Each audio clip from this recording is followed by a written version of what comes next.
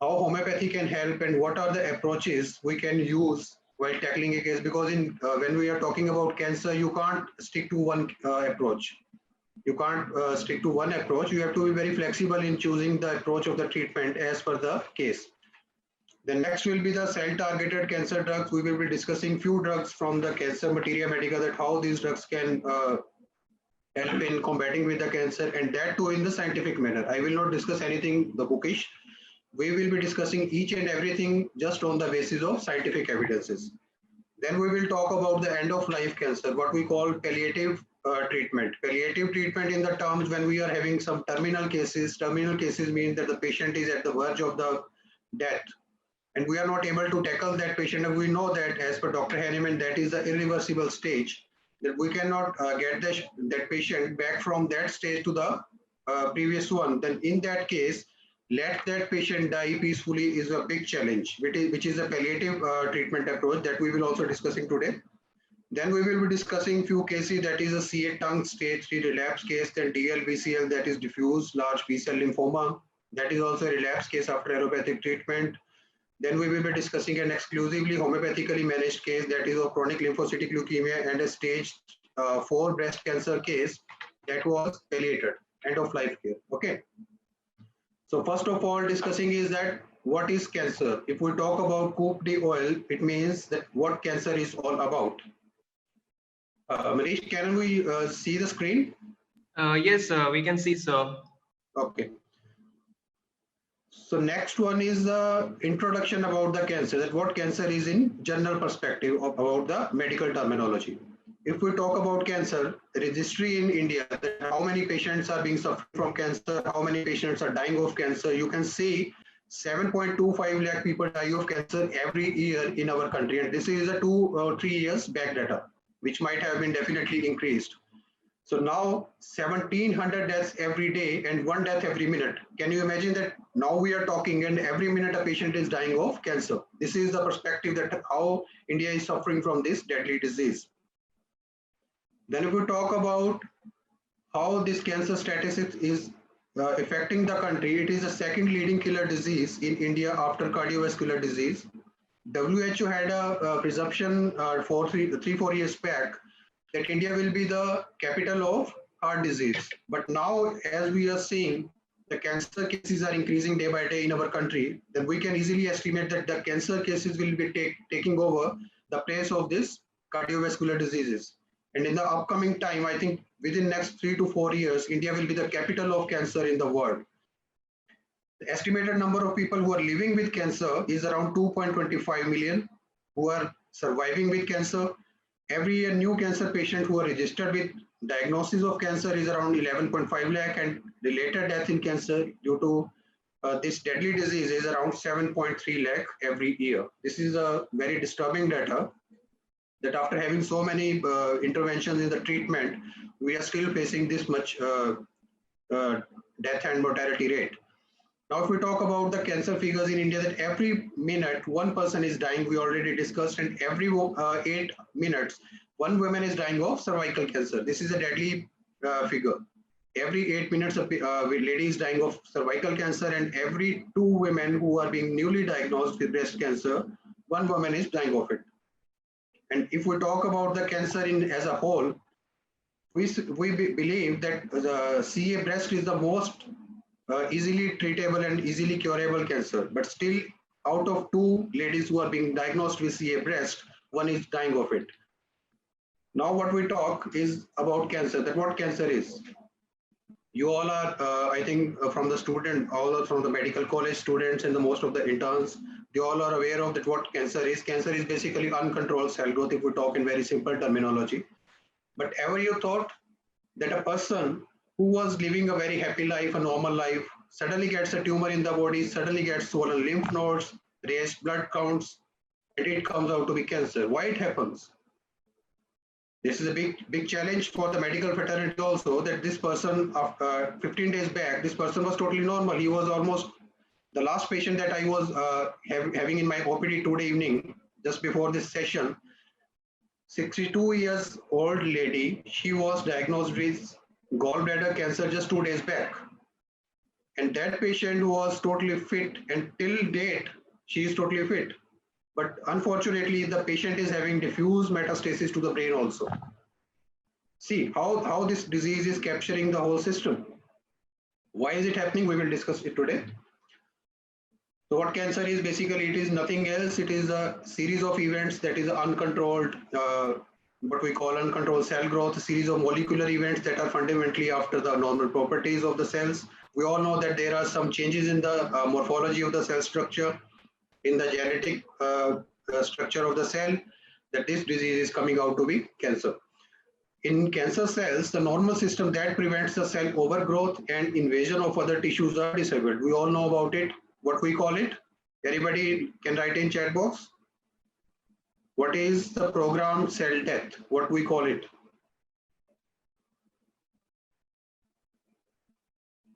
Apoptosis. Very, very good. In cancer cells, what happens? The normal control system that prevents the cell overgrowth and invasion of the cells to the other tissues, that is being disabled. This means the apoptosis is the process which is being hampered in cancer, which leads to all these difficulties. Now, if we talk about in a normal human body, every cancer cell dies, not cancer cell, every normal cell dies after its own lifespan. Like we all know that there is a lifespan for the RBCs, WBCs, and every cell has a lifespan of its own. And after that span, there is a programmed cell death, what we call apoptosis. But what happens in cancer? The body's own cell forget to die. It's a simple equation that the cells are not able to die of its own, and they begin to divide uncontrolled, and that too into the multiple folds, which spread into the surrounding tissues, that is leading to the tumor formation. That is a pile-up of the cells, 1, 2, 3, not like this, but 4, 8, 16, 32. This is how the cancer cells divide. So this leads to the tumor formation, lymph node swelling, splenomegaly, all these things. Now, a multicellular organism can thrive only when all its cells in accordance with the rules that govern cell growth and reproduction. Now, why does a normal cell suddenly become a rebel? We will say that this cell is not a normal cell. It is like a rebellion cell. So how it is breaking the rules? What happened in that cell that suddenly it started breaking the rules, dividing recklessly, invading other tissues, seizing the resources of the body, and in some cases eventually killing the body? It is like a parasite. It is like a parasite living in the same body, using the same resources of the body, same tissues, same cells, and suddenly it will kill the body of its own.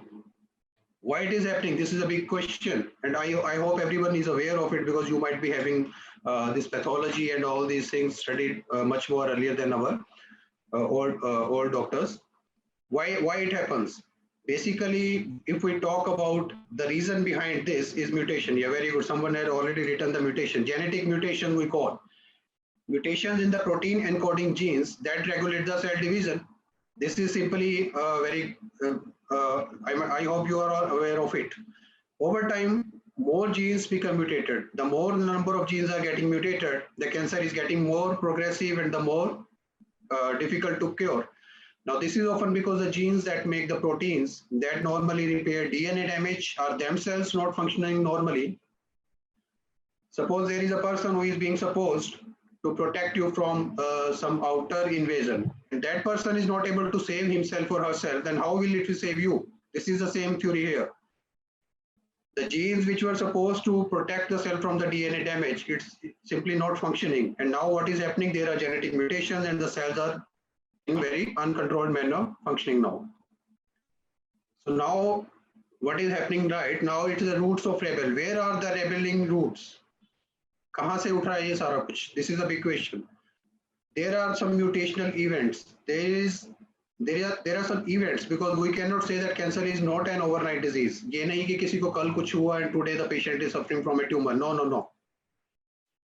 If we talk about the Hahnemannian opinion about cancer, if we talk about the miasmatic expressions, we talk about the diathesis, predisposition, we are very well aware of it that the cancer is not an overnight disease.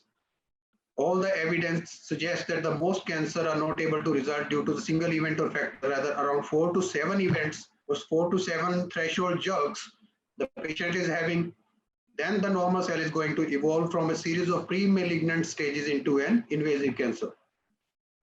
So many times हम देखते हैं कि doctors are telling their patients that no, आप अगर इससे थोड़ा पहले इसको लेके आते then we would have been able to do much better. But what is happening that at that stage the patient is not having any symptom because that is a pre-malignant stage. So in that case, the patient is not aware.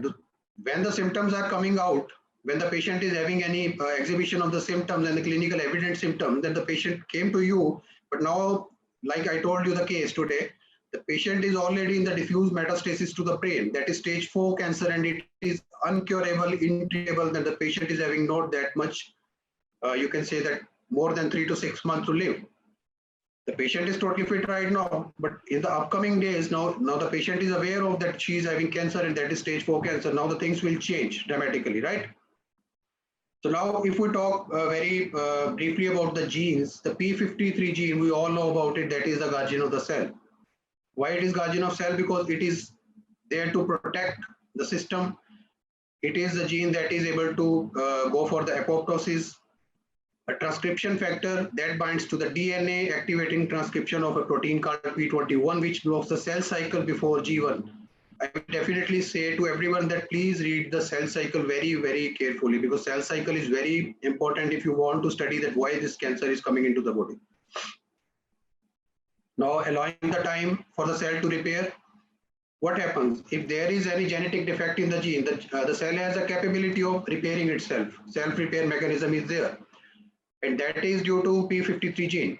But when the DNA is damaged so extensively that it cannot be repaired, the P53 triggers the cell to commit suicide that we call apoptosis. Now what is happening in these cases? The P53 gene itself is not functioning and now that is not able to lead it to the programmed cell death or suicide of the cell, and that is leading to the differentiation of the cell, uncontrolled cell growth. Now coming to the tumor biology, if we talk about, we all are aware of the terms hyperplasia, dysplasia, and anaplasia. This is the pathological terms as per the histopathology structure. Hyperplasia is basically when there are too many cells from uncontrolled cell division, but the cell morphology is still same of a normal cell. Number of cells have increased, but the cell morphology is same. If we talk about the dysplasia, dysplasia is that morphology has also started changing. These are the tumors basically, right? Now talking about anaplasia. Anaplasia is cancer. Dysplasia is basically pre-malignant stage. It cut into anaplasia. But now when we are talking about anaplasia, it's basically uncontrolled cell growth. Abnormal changes in the cells are there, and now the cells have begun to lose their original function that we call programmed cell death. Now this is leading to the anaplasia. This is basically cancer. Now if we talk about metastasis, I hope you all are aware that metastasis is basically the last step that occurs when the cells in the tumor metastasize. They can invade the surrounding tissue, surrounding organs, into the bloodstream, to the other locations of the body. And these cancers are termed as malignant metastatic tumors. We all are, these are the basic things. And non-invasive tumors which are not invaded and are not having any anapletic changes are termed as benign tumors. Now, if we talk about the types of cancer, depending on the histopathological structure, carcinoma, we all know that it is due to the epithelial cells, sarcoma is due to muscle, bone, fat or connective tissue, leukemia is malignant white blood cells, lymphoma is lymphatic system cancer, myeloma is cancer of plasma cells. So now talking about the Hahnemanian perspective of cancer, that what Dr. Hahnemann says about cancer. We will study a little bit brief in these things because these are the philosophical aspects of the cancer. Now, Master Hahnemann's view on cancer. Dr. Hahnemann was the person who was very foresighted, we will say, because around 300 years back, if we are talking about 200, I think it's 220 plus years, at that time cancer was there, but there were not that much advancement in the diagnosis, not that much advancement in these diagnostic parts, these radiological investigations. There was nothing at that time. But still, Dr. Hahnemann came to a conclusion that is still on board, that is on the, we can say it is the top. Now, the allopathic system is also coming to the conclusion that yes, these are the things which are leading to the cancer predisposition in the patient. What we call the family history, what we call the exposure to the carcinogens, we call the triggers of the events even the list of the carcinogens by WHO has mentioned emotional trauma also, because we have seen that in almost 90% cases of breast cancer, specifically if we talk, almost 90% patients who are suffering from breast cancer might be having some emotional trauma within last 3 to 5 years. And this is very well proven right now. And Dr. Hahnemann used to say these things around 220 years back.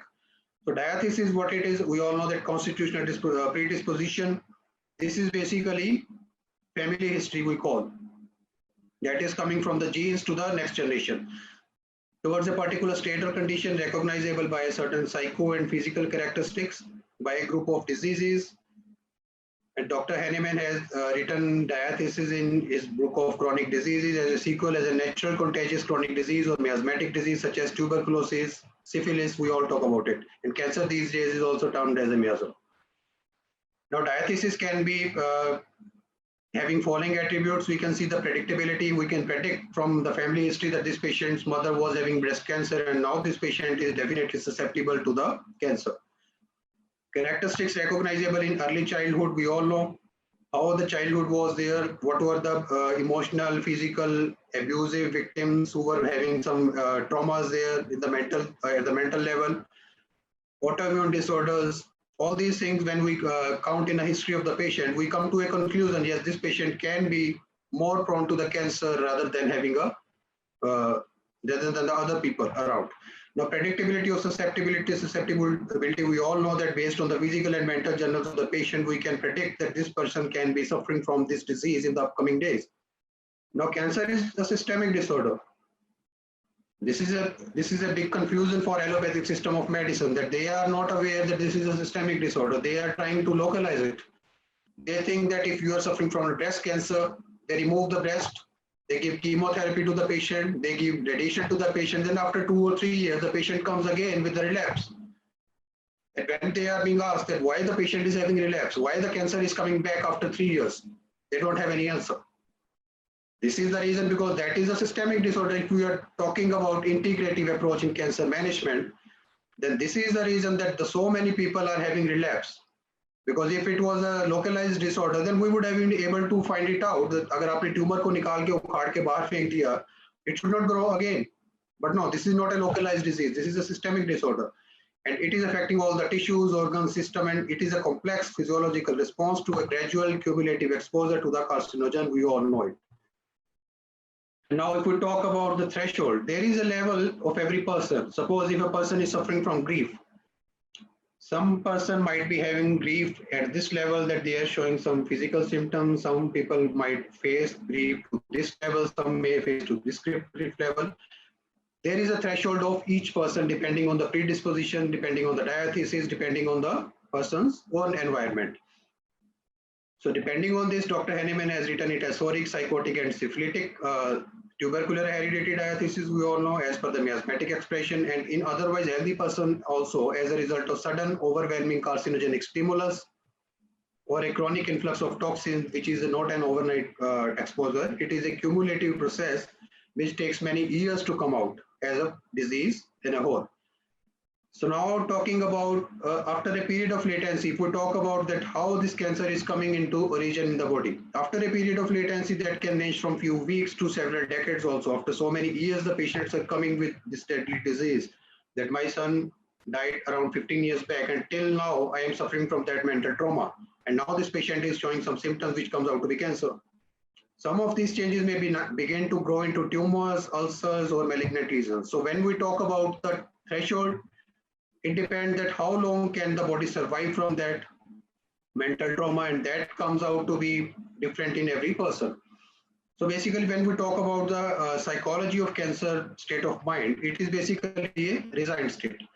Resigned state means that the person is already having given up from the stress, from the disappointments in the life. There is very much a huge level of the stress, repeated traumas in the life, then the patient has given up.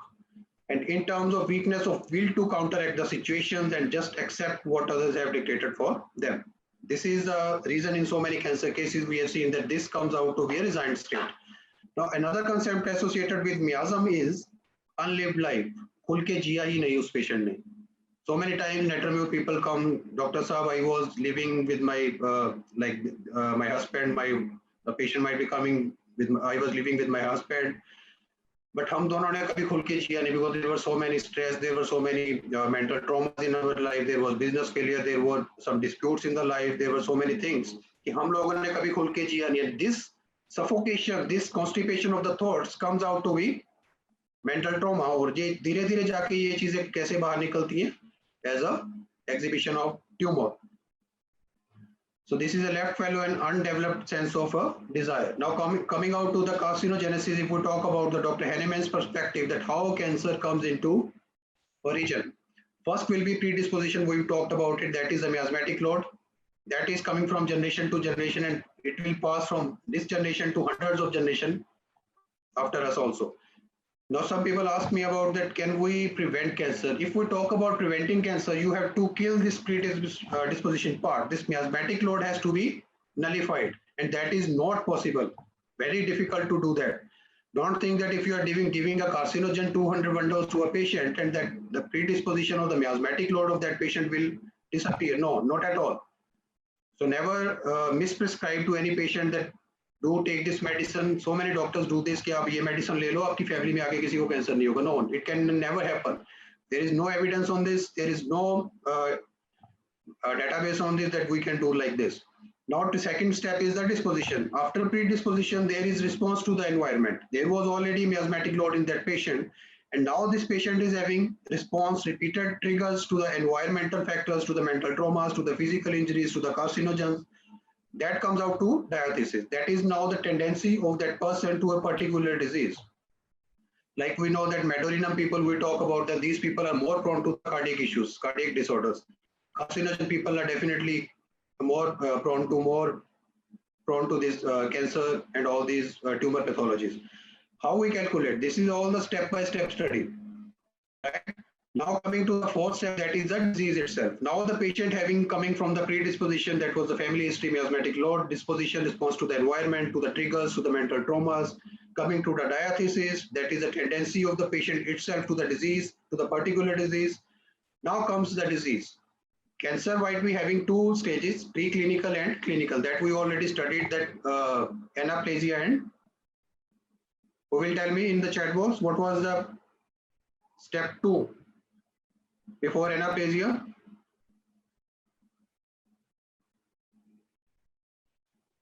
Cell differentiation, if we talked, dysplasia. After that, what was there? Dysplasia, then second one, hyper, then after hyperplasia, anaplasia. So when we talk about the preclinical stage, that was the before anaplasia, right? Now when the patient is in the clinical stage, what is happening? The cells are already differentiated to that level that there are genetic mutations in there, the morphology of the cell structure has changed, there are the genetic changes in there, apoptosis has been stopped by the cell itself, cells are differentiating. Now what happens? Now comes the clinical stage. This is the clinical stage. If we talk in the terms of radiology, I will say the tumor which is visible in the radiological investigation, that is the clinical part, and the tumor which is not visible in the this radiological investigation, that will be preclinical part.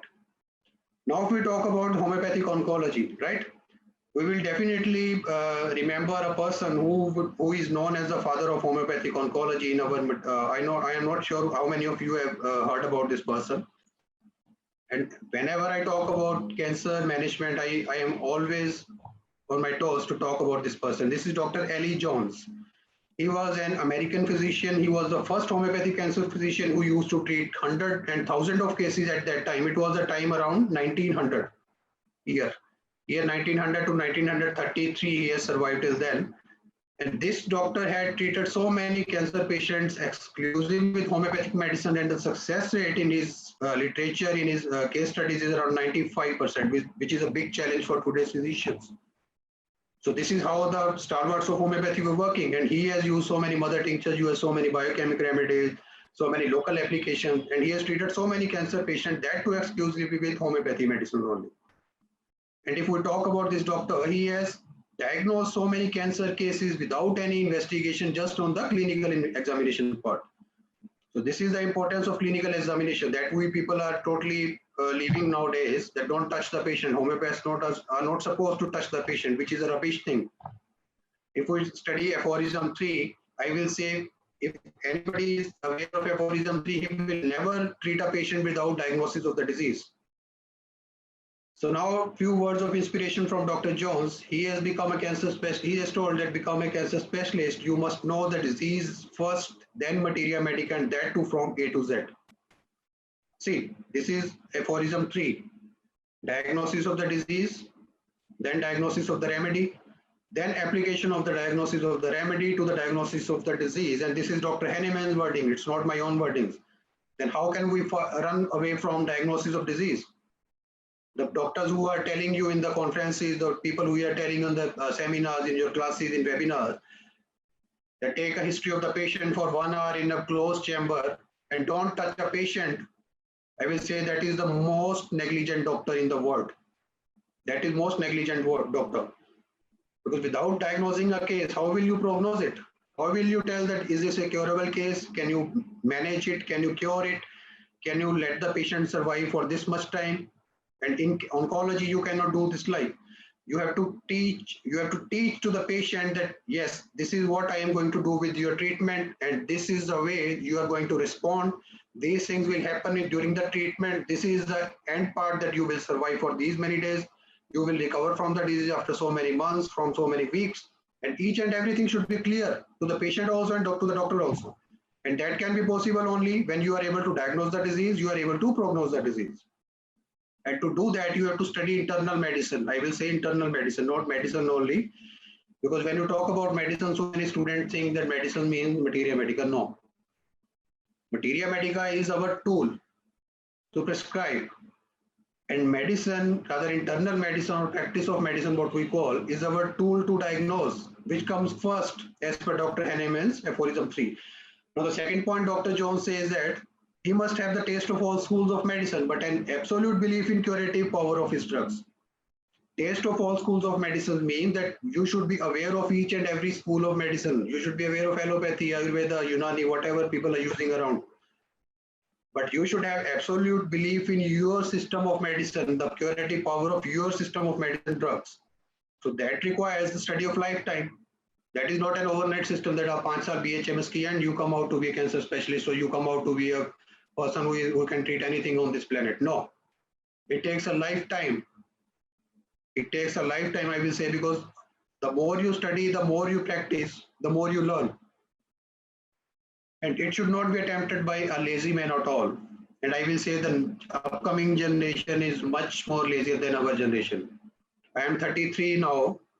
On 15th of July, I will turn 33. Okay. And if we talk about a person who are 10 years or younger to me, if we talk about, suppose Manish, I think he will be around 20, 22 or 3. Manish, how old you are? Yes, 23, sir. 23, right? You are in turn? So final year, sir. Final year. So if we talk about generation that, suppose from Manish, he is a student council person who organized all these things. If we talk about this generation, they are being taught, they are being guided like this, that don't study internal medicine, this is not our job, they don't do this, investigation, so hame karwana hi nahi hai patient ka, don't go for CBC, don't go for this CA125. What rubbish this thing. If we are having all these things in our organon of medicine written in the aphorism 3, that is the very first aphorism of, if we talk any instruction to a homeopath by Dr. Henneman, because the first 2 aphorisms we study are about doctors' duties. The third aphorism, if we talk, there comes out to be diagnosis of disease. And if we are ignoring that in our practice, and I am not sure that how homeopathy will survive. So I think 100 people are watching it on Zoom, and so many people are on live streaming also. Those who are studying in the first year, second year, third year, fourth year, even interns, or those who have stepped out into the practice for the last 3 to 5 years, I will say, don't do this. Without diagnosis of the disease, without diagnosis of the patient, don't treat that patient. You can do anything, you can do prescribe any medicine. We have hundreds of medicine in our materia medica, but what is the scope of the recovery of the patient? What is the scope of the prognosis? And when we talk about evidence-based medicine, we all know that homeopathy has been bombarded with कि आपकी medicine काम कैसे करती है, show the proof. This is a big challenge for all the homeopaths across the world.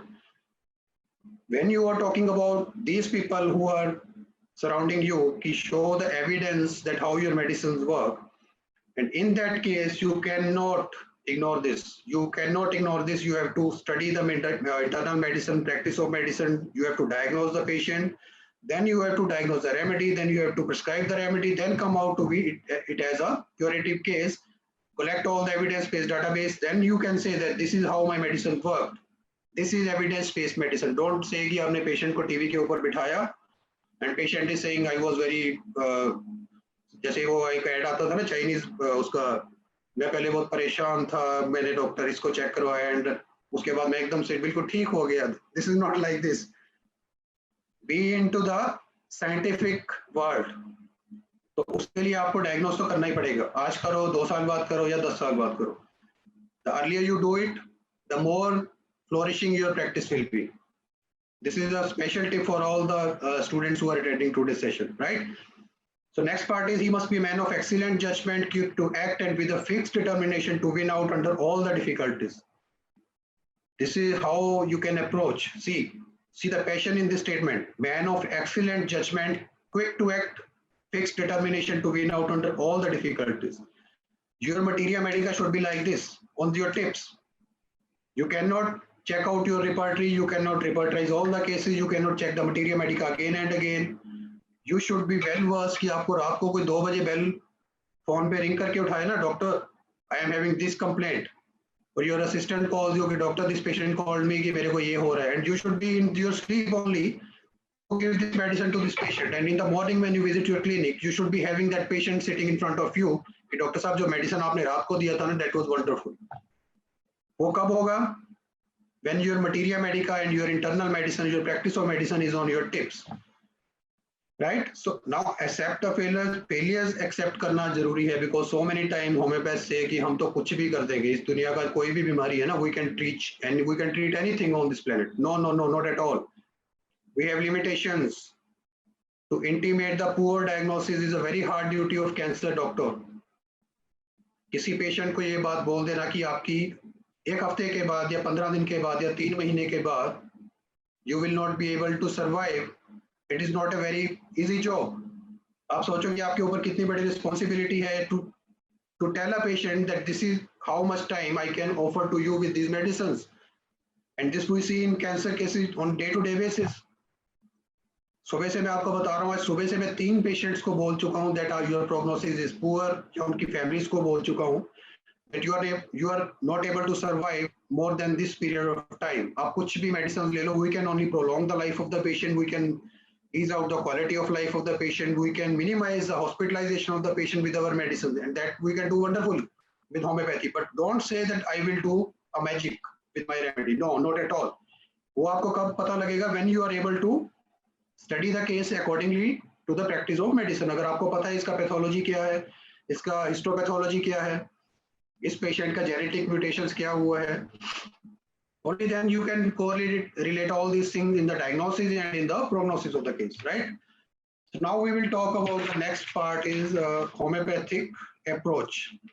How can a homeopath approach to a cancer case? There are 2 or 3 approaches that I am going to share today.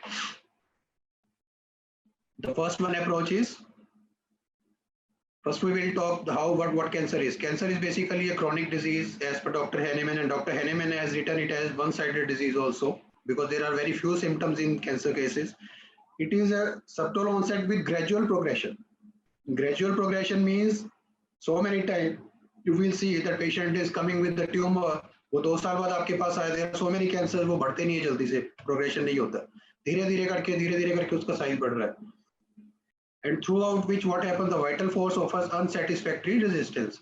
Now if we talk about the constitutional treatment over here, the patient's vital force is now in an unsatisfactory resistance state. वो उसको resist नहीं कर पा रही है, तो हम उसको constitutional treatment दे देंगे patient को. So many times what happens, there will be a very bounce back of that remedy. I have discussed in a webinar few days back that there was a case and doctor prescribed in 10 ml of some medicine, 1 dose. That was a case of leukemia. and within next 24 to 48 hours what we have seen, उस patient का जो WBC count है वो double हो गया. It was around 2.15 lakh, and after 24 to 48 hours there was so much aggression of the disease after that one dose of the homeopathic remedy in high potency. उसका जो WBC count है वो बढ़ के 4 लाख कुछ हो गया. एलोपैथिक डॉक्टर वाज सरप्राइज्ड कि ये तो पिछले 1.5 साल से नहीं बढ़ा है. That was a case of CLL, chronic lymphocytic leukemia, which is very slow progressing leukemia. And this can happen with homeopathic remedies also. So you have to be very careful that what approach you are going through. किस patient को क्या देना है, क्या remedy देना है, क्या potency देना है. This is very sensitive part. So now if we talk about cancer treatment approaches, there are so many schools of thoughts of homeopathy. We all know, सबने अपना अपना घर बना के रखा हुआ है, सबने अपने अपने स्कूल खोले हुए हैं. First of all are classical people who say we are classical one. They give single drug and term themselves as classical. Classical is basically no term in homeopathy. कहीं पे लिखा नहीं हुआ literature में. This is our only modern words term. They give a single dose to kick the cancer, and few people do believe that there is an anti-miasmatic remedy which will help the patient. And there are so many doctors who are having their own combinations. All people are having their own approaches. Now, if we talk about that, what is the challenging task for the classical ones who term themselves as classical? I am not pointing out anybody here, but I am using the term classical because so many doctors have written in their name that we people are classical homeopaths, right? So is there anyone in the session, I will ask anyone in the session who can claim that curing cancer anywhere across the globe with a single dose and single drug, irrespective of the tumor load in the metastatic cancer? कभी आप में से किसी ने देखा है out of 100 people on the Zoom session, ever heard of a doctor who claimed कि मैंने इस patient को इस medicine का single dose दिया था और after 3 months or after 6 months or after even 1 year also इस patient का कैंसर बिल्कुल ठीक हो गया? No, nobody. Okay. Then why these people claim in their conferences? किसी ने नहीं सुना, but I have heard so many people वो claim करते हैं कि हमने उसको एक डोज दिया और उसको छोड़ दिया. I will tell you, आप कैंसर पेशेंट को ना एक दिन के लिए भी नहीं छोड़ सकते हो. And these people are leaving that patient for a few months on a single dose of remedy. This is basically these people are, I will say कि ये तो हमें गुमराह कर रहे हैं ना, और कुछ नहीं है. स्टूडेंट्स को गुमराह कर रहे हैं. आप कर कुछ और रहे हो, आप बता कुछ और रहे हो. Now what we will discuss today, जो हो रहा है उसी को ही डिस्कस करेंगे. I will not hide anything from you people. So now we come to Dr. A.U. Ramakrishnan. I think you people might be aware of this person because ये भी south से हैं और आप लोग भी साउथ इंडिया से हो. तो he is also in your neighboring state. Rather neighboring city. He is in Bangalore, I think, these days. Huh? Anybody aware of Dr. Ramakrishnan? Yeah, I think he is practicing in Bangalore these days. I am not sure. From Jharkhand? No, not from Jharkhand. Okay. This is his quotation. With cancer, if you treat the classical way, you can sit and watch hundreds and thousands of people die classically. This is written in his own book. This is not my statement. I have written the book name also under his picture. The most important thing that he has written that Organon is a guideline, not a Bible. And those people who claim that Organon is a Bible, please don't disrespect the holy book. कभी Hahnemann ने नहीं बोला. Hahnemann was also a Christian. उन्होंने Bible कहीं पे नहीं लिखा Organon को. So don't do that. Organon is a book. It is a very important book for homeopathic doctors, but that doesn't mean आप उसको बाइबल बोल दोगे. अब मैंने कई लोगों को देखा उसको लाल के कपड़े में लपेट के कॉन्फ्रेंसेस में लेके घूम रहे होते हैं. This is very scientific. This is, I will से, रबिश थिंग्स. तो ये चीजें करके आप स्टूडेंट्स को तो मतलब वो कर दोगे ना कि yes yes see this doctor, ये तो ऑर्गेनन को ना मतलब बाइबल की तरह ट्रीट करते हैं. What is this? अगर वो उसको बाइबल की तरह ट्रीट करते होते ना तो एफोरिज्म 3 जरूर पढ़ा होता, और एफोरिज्म 3 पढ़ा होता तो he might be suffering, not suffering from this autoimmune disorder. What I call to these doctors, these are autoimmune to diagnosis. इनको diagnosis करने से ना एलर्जी टाइप होता है. तो अगर किसी ने ऑर्गेनन अच्छे से पढ़ा होगा वो ऐसा नहीं करेगा. So first of all, I will say don't treat Organon like a Bible. It is a guideline book. It is a very important book because Dr. Henneman's writing is there. All the instructions are there. But don't treat it like a holy book. Now, can approach to the homeopathic cancer approach. So step one is cell targeted. This is very important approach. I will discuss few remedies also, evidence-based these research papers also, that how these remedies do work. The cell targeted drugs are the drugs which are being specific for that cancer cell, I will say, not for that organ, that cancer cell. Suppose if we are talking about the breast cancer, these drugs will be specific for breast cancer cell, particular to that cell, because when we talk about cell targeted drugs in allopathy system, they go for the genetic study of the patient, they go for all the tumor markers, they go for the histopathology. तो उसके base पे वो लोग prescribe करते हैं chemotherapy का protocol. But what we people do, हमारे पास तो ऐसा कोई सिस्टम है नहीं, बिकॉज वो तो हम करवाते नहीं है. हमारे पास क्या होता है, हम क्या करते हैं कि मेडिसिन उठाया, उसको सिम्टम्स के साथ मैच किया, पेशेंट को उठा के दे दिया, और आफ्टर 2 or 3 months वो the patient comes out to be much more progressive. वो पेशेंट आके कहते हैं डॉक्टर साहब कम तो हुआ नहीं है, तो पहले से बढ़ गया, देन व्हाट टू डू. और उसको जस्टिफाई करने के लिए हमारे पास कुछ है ही नहीं है, that why we give this medicine to that patient, because this is a scientific system. आप अगर साइंटिफिक वर्ड के साथ compete करना चाहते हो ना, तो you come to their level. उस लेवल पे आके बात करोगे तभी कोई सुनने वाला है, otherwise nobody will hear you. The treatment must first be targeted at the specific organ or tissue affected by the cancer. Remedies that target the cancer tumor must then be given to eliminate. There is a word tumor load in oncology. I think you are aware of it. Tumor load means कि किसी patient का tumor का size कितना है, उसके अंदर cells कितने हैं. This is what we call tumor load. जितना बड़ा tumor होगा उतना tumor load ज़्यादा होगा. तो उतनी ही strong remedy चाहिए उस patient को, उस tumor को खत्म करने के लिए. So this is what the cell targeted drugs can do. और इनका जो if we talk about the treatment time, if we talk about the response to these drugs, it must much lesser than the other approaches in homeopathy. We will see in the other in the cases part. Step 2 is the cancer specific drug. This is what these people are doing. Cancer specific, like suppose Kundurango is a drug for stomach cancer. These are cancer specific drugs, not the specific cell targeted drugs. There is a difference.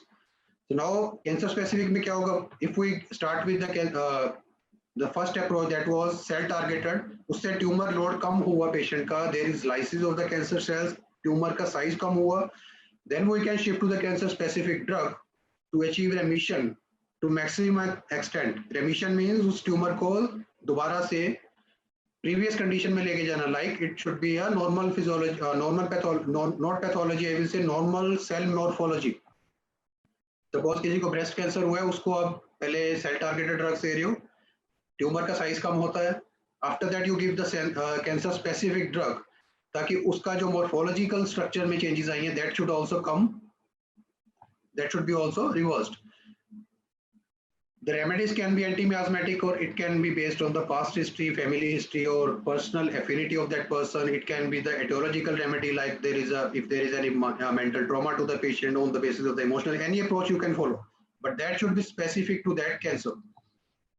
Third one is the constitutional drug. We all know about it, and the constitutional drugs in cancer has very limited scope, because what I have seen as per my practice, as per my experience, after stage 2, constitutional drugs cannot help that patient. Even I will say at stage 1 only, if the patient is coming to you, the constitutional drug will do wonders. But उसके बाद जो constitutional remedies का जो scope है वो बहुत limited रह जाता है. So when the tumor is eradicated partially or completely with the previous treatment we discussed, then the underlying energetic imbalance can be addressed by the constitutional prescribing. अगर आपको लग रहा है कि ट्यूमर का साइज काफी कम हो गया पहले से, the patient is now, the vital force is now at this level and it can compete, it can fight, then you can shift to the constitutional treatment also. आप ये नहीं कर सकते कि पेशेंट को जहां से शुरू किया उसी पे ही लेके चलोगे, नो. हर मोमेंट पे पेशेंट की रेमेडीज चेंज करनी पड़ सकती हैं, depending on the situation, depending on the clinical evaluation, depending on the radiological investigation. There are so many parameters. Can anybody tell me what is this?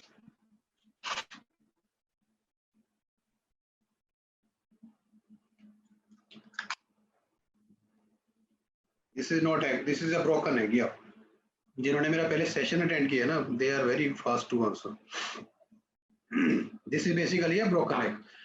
पर अगर मैं अभी आप लोगों में से किसी को बोलूं, what you do, just take this yellow part, what we call yolk or sac of the egg, put it back into the shell और उसको दोबारा से आप बंद कर दो. Can you do it? Not possible, right?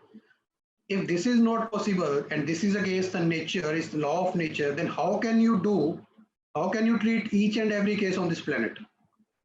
Then why do homeopathy doctors claim कि मैं तो कुछ भी ठीक कर सकता हूँ?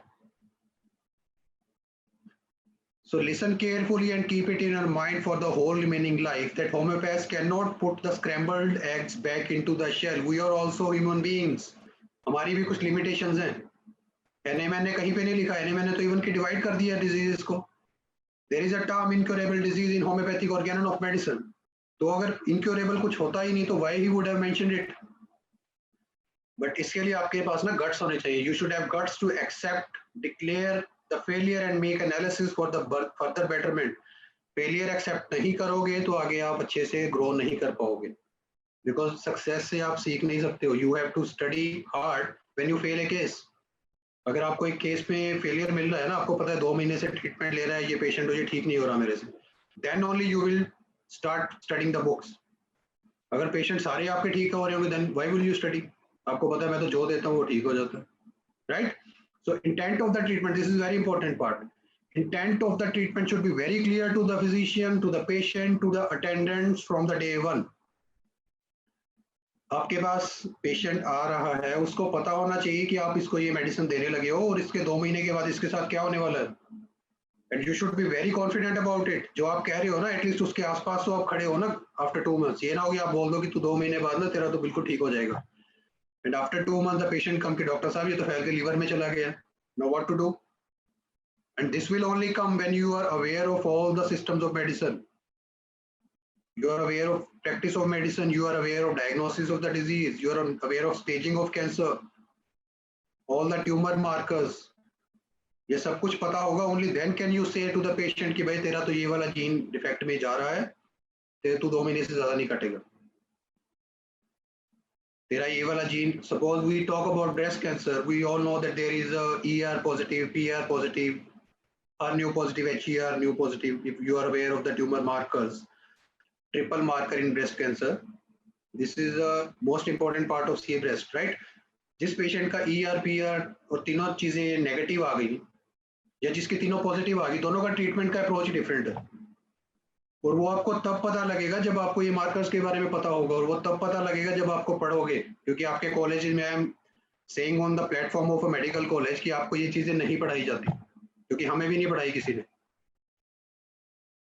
So approach of the study should be different from the what we are being taught in the medical college. क्योंकि medical college में target ये होता है कि आपको पहले 4 साल अपना profession clear करने हैं, एग्जाम्स क्लियर करने हैं, फिर आपको इंटर्नशिप में डाला जाता है. जब तक इंटर्नशिप में आपकी आंख खुलती है ना, दिमाग की बत्ती जगती है, तब तक तो सब खत्म हो जाता है, राइट?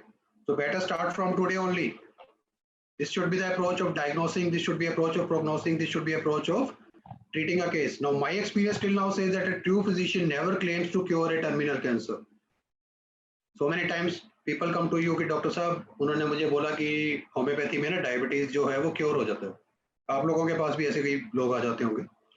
तो मैंने बोला कि भाई तू उसके पास ट्रीटमेंट करवा ले, मैं तो नहीं कर सकता. Because I have never seen a patient of diabetes mellitus और डायबिटीज इंसिपिडस जिसको आपने इंसुलिन से भी हटा दिया, एलोपैथिक मेडिसिन से भी हटा दिया, होम्योपैथिक मेडिसिन दे रहे हो, 6 महीने बाद वो भी बंद कर दिया, पेशेंट का इंसुलिन लेवल बिल्कुल नॉर्मल हो गया. I have never seen, might be I am not able to see, क्योंकि मेरा इतना एक्सपीरियंस ना हो. दैट डजंट मीन कि ऐसा होता नहीं है, but I till now I will say कि ऐसा नहीं होता. अगर होता है तो please share with others also so that we could also see that this is evidence based medicine की ऐसे ऐसे कर सकते हो, ऐसी मेडिसिन को ऐसी अप्रोच रखोगे तो आप ये चीजें कवर कर सकते हो. Now, for those people who say the mother tinctures use नहीं करने चाहिए, mother tinctures are the backbone of any cancer prescription. Cancer case को मदर टिंक्चर के बिना आप ठीक कर ही नहीं सकते. What I feel, so many times you will be able to see जो मेडिसिन आप पेशेंट को पोटेंसिस में दे रहे हो या बायोकेमिक में दे रहे हो या उसको ट्राइजुरेशन में दे रहे हो, उसका कोई इफेक्ट नहीं आता जो सिर्फ मदर टिंक्चर में ही मिलता है आपको. So what I will suggest, always play fair, no matter how much you earn. Doesn't matter आप कितना कमा रहे हो. You should be very much transparent to the system. You should be very much transparent to the patients. Patient का trust build करना is a very big challenge in these cases because जिस patient को पता है ना कि मैंने इतने टाइम के बाद सपोज आज की मैं बता रहा हूँ, जो पेशेंट मेरे पास सुबह मॉर्निंग में, आई थिंक सेकंड और थर्ड पेशेंट वाज देयर, उस पेशेंट को पीजीआई चंडीगढ़ से बोला गया है कि this patient will survive for maximum 7 to 10 days. That was a case of CA lung and with metastasis to the brain. उस पेशेंट को बोला गया कि आप 10 दिन से ज्यादा सर्वाइव नहीं करोगे, आप इसको घर पे लेके जाओ, इसकी जो सेवा कर सकते हो कर लो. Now they are coming to me कि डॉक्टर समवन टोल्ड कि आप उनके पास जाओ, I have seen all the records. तो मैंने बोला कि दे आर ओके, 10 दिन से ज्यादा नहीं निकालेगा as per the reports of the patient, as per the clinical evaluation of the patient. अगर मैं उस पेशेंट को बोल दूं कि नहीं भाई मैं तो इसको ठीक कर दूंगा, या मैं इस पेशेंट को 6 महीने कुछ नहीं होने वाला, that is foolish on my part. वो मैं तभी बोल पाऊंगा जब मुझे उस बीमारी के बारे में पता नहीं होगा, जब मुझे उस डिजीज के प्रोग्नोसिस के बारे में पता नहीं होगा, जब मुझे उसके मेटास्टेसिस के इवैल्यूएशंस के बारे में पता नहीं होगा. This is what we call negligence. Negligence कौन करता है? जिसको नॉलेज नहीं होती. अगर आपको नॉलेज है कि ये बीमारी वाला केस मेरे पास आया और इस पेशेंट के पार्ट में हमारे पास लिमिटेशंस है, इससे ज्यादा हम कुछ नहीं कर पाएंगे, तो आप बोल दोगे कि नहीं भाई उन्होंने 10 दिन बोला है, what I can do, I can only prolong this patient with my medicines, और I can ease this patient to die peacefully, because to live is okay, but letting someone to die peacefully is also a big challenge for the medical fraternity these days. आप palliation में पढ़ते हो, किसी patient को pain और and in the terminal cases you see that there is a very big challenge in managing the pain only, and homeopathy is very weak in management of pain, we all know it. और अगर उस patient को आप कुछ ऐसा दे दो कि उसका pain ठीक हो जाए, but वो 10 दिन के बाद he will die, but the patient died peacefully, family के लिए उससे बड़ा कुछ नहीं होता उस टाइम पे. So every time you don't need to save a patient. आप हर बारी किसी को बचाने के लिए काम नहीं करते हो, कई बारी आपको ऐसा काम करना पड़ता है कि उस पेशेंट को आप अच्छे से मरने के लिए दो, and this is a part of palliative medicine. इसके लिए आजकल अलग से पैलिएटिव मेडिसिन की स्टडी होती है, and India is far behind in this. आज की डेट पे अगर आप अमेरिका में जाओ ना, तो palliative medicine is much more advanced in that country rather than if we talk about in India. So now if we talk about the cell targeted drugs, cell targeted drugs में अगर हम study करेंगे cancer की कुछ medicine, I will just talk about 1 or 2 medicine for each disease, because 90 minutes का time है और आप इसमें ज्यादा स्टडी नहीं कर सकते हो. First of all I will go for CA. I already discuss the cell targeted drugs क्या होती है. First we will talk about CA tongue, right. If we talk about CA tongue, there are 2 drugs in CA tongue. The first 2 drugs, not only 2 drugs, there are first 2 drugs that come to my mind in cell-targeted treatment of CA tongue. First one is Sempervivum tectorum and second one is Gallium heparin. If we talk about the first Sempervivum tectorum, how it works? There are 2 slides of each drug. पहली slide में आप पढ़ोगे कि ये medicine patient की body के अंदर जाके सेल के ऊपर ऐसा क्या करेगी जिससे पेशेंट का कैंसर ठीक होगा. This is what we call evidence about the pharmacodynamics of the medicine, how this medicine will work inside the body. Active component of Sempervivum tectorum is 5D 5-methyl pyrroline N oxide. This is a in vitro study, right, which act as an antioxidant and it helps decreasing the free radical activity in liposomal system, leading to tumor lysis and growth inhibition on CA tongue. This is how this drug works in the cancer cells of CA tongue. Now if you talk about the materia medica of Sempervivum tectorum, materia medica में क्या है? Patient is having tongue which has ulcers, it bleeds easily, especially at night. The patient complains of soreness of the tongue with stabbing pains. इस patient का pain जो होगा that will be stabbing, जैसे कोई छुरा घोंप रहा है उस patient को. CA tongue near the root of the tongue and the lesion will be purple color. This is the very marked symptom of this drug. Purple color का tongue lesion होगा. वो आपको कब पता लगेगा? जब आप पेशेंट की जीभ बाहर निकाल के चेक करोगे. चेक तो हम लोग करते नहीं है बिकॉज होम्योपैथ को पेशेंट को हाथ नहीं लगाना होता, right. Second drug is Gallium heparin. Gallium heparin is a drug which has 14 major phytochemicals as constituent components and which have been identified in the lab. It can be cytotoxic for CA tongue as they arrest G1 phase. G1 phase हमने कहाँ पे पढ़ा था पहले? Apoptosis से पहले वाला जो पता है, जहाँ पे सेल को लगता है कि अभी ये सेल का डीएनए डैमेज हो चुका है, P53 gene gets activated and it starts the apoptosis, programmed cell death.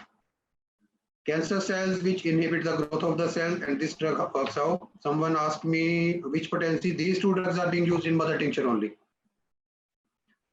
In cancer of the tongue, this drug is when it has appearance of serous formation with a nodulated lesion. Serous formation क्या होगा? Open wound होगा, ulcerated wound होगा, nodulated होगा, embedded in the tongue.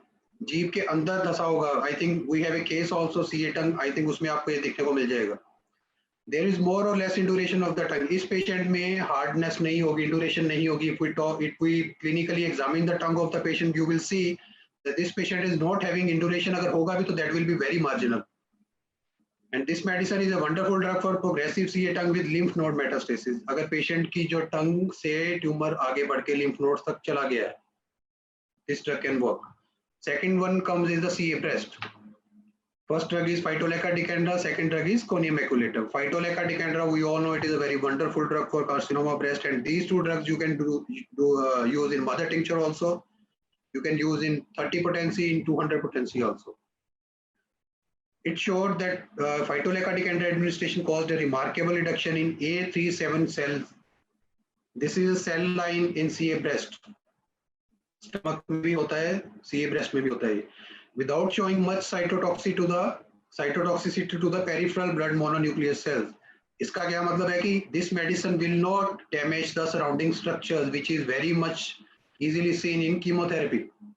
अगर हम अपनी ये medicine दे रहे हैं, this is how we say कि हमारी मेडिसिन से आपका जो disease will get covered, but there will be no side effect to the surrounding structure. Down regulation of BCL2, we all know BCL2, it is related to the breast cancer. Up regulation of P53 का up regulation होगा. Up regulation होने से क्या होगा? That will lead to the apoptosis. Apoptosis होने से क्या होगा? There will be tumor lysis. Tumor जो है वो खत्म होना शुरू होगा, right? So this is how Phytolacca decandra works in lab. This is all about in vitro study. And if we compare it with the Materia Medica part, all-round remedy for CA breast. This is written all-round remedy. It stands without a rival. इसका कोई मुकाबला नहीं है Materia Medica में. Phytolacca decandra. I am talking about decandra, not berry, right? Asteria rubens is a very wonderful drug, but I am talking only two drugs because हमारे पास time कम था. Asteria is also a drug for a specific, and Asteria rubens में क्या होता है? Localized cancer होगा. आपको जो initial stage 1, stage 2A का जो cancer आपके पास आ रहा है, that will correlate to Asteria also. And if it is indicated that it has a breast lesion which is very hard, like old cheese, painful and a purple color. Purple color आपको बाहर से लगेगा कि उस patient के tumor के अंदर veins चलती हुई दिख रही हैं. That will be purplish texture. It is especially valuable in CA patient past the middle age. 50 plus की जो आपके पास patients आएंगी CA breast की, that will be the post menopausal or near to the menopause age. उनमें जो Phytolacca decandra will work wonderful. Treatment for that patient. Now, second drug is the Conium maculatum. It has what it has done. It is a very wonderful drug. We all know it is a poison. Reduced cell viability and colony formation at 48 hours and inhibited cell proliferation, arresting the cell cycle at G stage. G stage यानी G1 से भी एक stage पहले ही काम करेगी ये cell cycle को arrest करने में. It leads to the increased generation of reactive oxygen species at 24 hours and at 48 hours it will reduce the cell viability and colony formation. This means ये ट्यूमर प्रोग्रेशन को रोक रही है, tumour के जो डिफरेंशिएशन को रोक रही है. Then it will lead to DNA damage in the breast cancer cells. इस मेडिसिन से जो ब्रेस्ट के कैंसर सेल्स है उनका डीएनए डैमेज हो रहा है. What it will lead to? Ultimately to the apoptosis. Now if we talk about the materia medica of this drug, in the tumours of the breast which are very stony hard, conium maculatum आप सबको पता है, it will be stony hard, पत्थर जैसे tumour होगा and it will not move. It swell up more at the menstrual period with burning, stinging in the lesion. Induration होगी lesion की with tenderness and small size, slow growing lesion in the breast. This is a very good clinical finding. Small size होगा और slow growing होगा. Slow growing means इसकी जो histopathology आप देखोगे उसको आप अगर differentiate करोगे, so this tumor will be localized sort of tumor, right? So next one we have CA liver. CA liver की दो रेमेडीज में जो डिस्कस कर रहा हूँ, that is Chelidonium and Colestrinum. Chelidonium we all know it is a liver remedy and it is working wonderfully in the CA's liver also. इसका क्या composition है? Sanguinine, Chelidonium, Berberin and Copticin. ये चार जो components हैं, these are alkaloids. and they interfere with the process of the carcinogenesis by inhibiting hepatocellular cancer cell lines, which lead due to the reversal of the oncogenes to the proto-oncogenes. किसी को पता है proto-oncogenes क्या होती हैं? Anybody? Proto-oncogenes.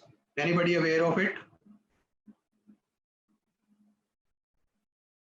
Proto-oncogenes. Nobody?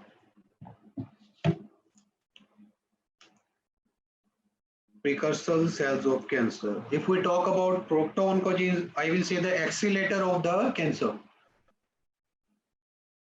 Cancer को जो push कर रहा है, उसकी जो ग्रोथ को पुश कर रहा है, that will be proto, right?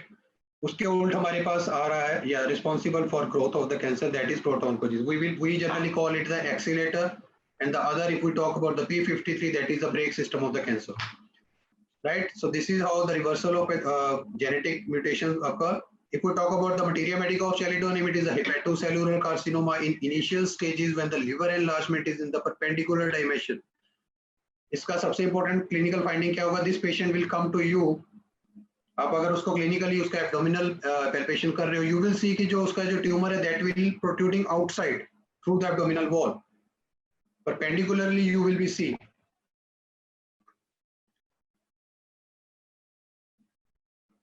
Right? So this is the primary or secondary metastatic deposits with jaundice. Chelidonium के patients who are suffering from cancer, 80 to 90% patient will come with jaundice. Generally jaundice आपको पता है कि initial cancer liver cancer में नहीं होता patients को, right? But इस case में अगर आपको jaundice मिल रहा है, perpendicular enlargement मिल रहा है उसका tumor का या liver का, and secondary metastatic deposits भी हैं उस patient में, then you are very much sure that this patient can be given chelidonium. And nausea will be the chief associated symptom in chelidonium. Now second drug if we talk is colestrinum, right? Colestrinum हम सबको पता है is a very wonderful drug for CA liver. इसका जो component है that is cholesterol. It inhibits the activity of IL-6. IL-6 आजकल सबको पता होगा because it is the phase of COVID-19. IL-6 is what it is? IL-6. IL-6 क्या होता है? TNF also, दोनों चीजें बताओ मुझे. Interleukin 6, okay. TNF,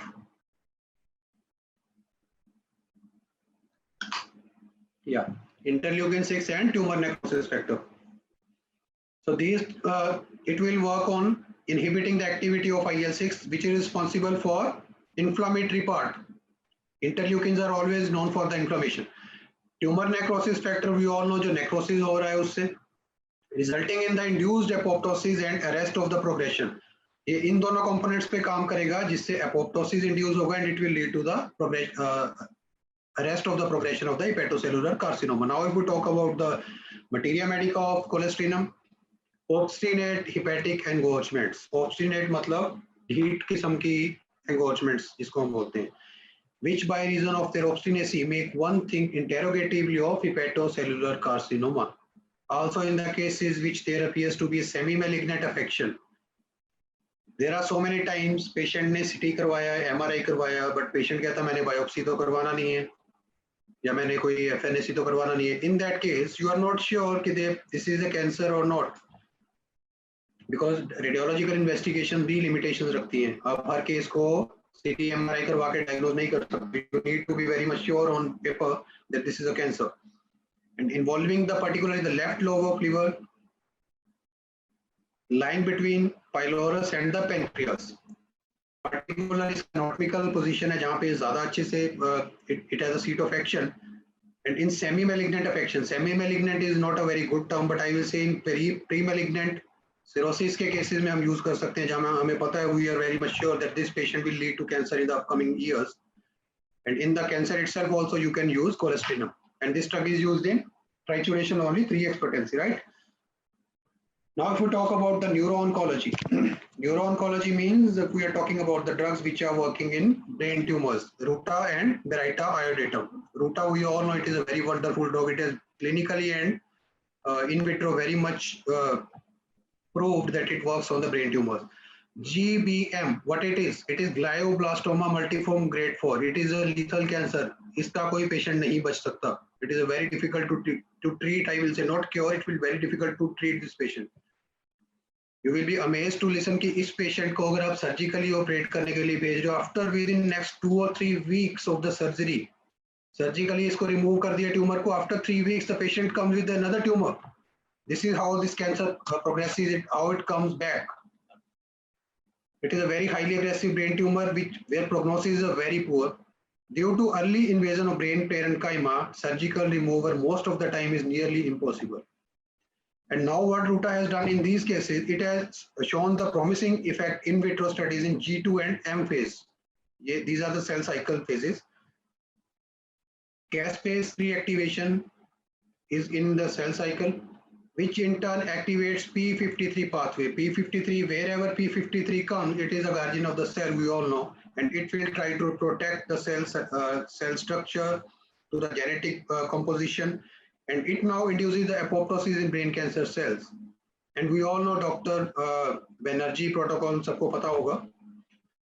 Calcutta के doctors, I hope सबको पता होगा, and they have proven this drug so many times, so many cases, and it has worked in around 80% of their brain cancer cases. वो किसी भी cancer brain tumor के patient को रूटा से ही शुरू करते हैं most of the time. This is this promising effect it has shown. Now, if we talk about the Berita iodatum, Berita iodatum is a drug which is reliable in gliomas and pituitary tumors. Pituitary gland के tumors भी ठीक करने it is a very difficult task. And in initial stages only, almost all cases have scrofulous taint in the system. Who will tell me what is the scrofulous taint in the system? Anyone from the students? What is the scrofulous taint in the system? We are already getting late fast. हाँ अभी cases भी discussion करना है हम लोगों ने.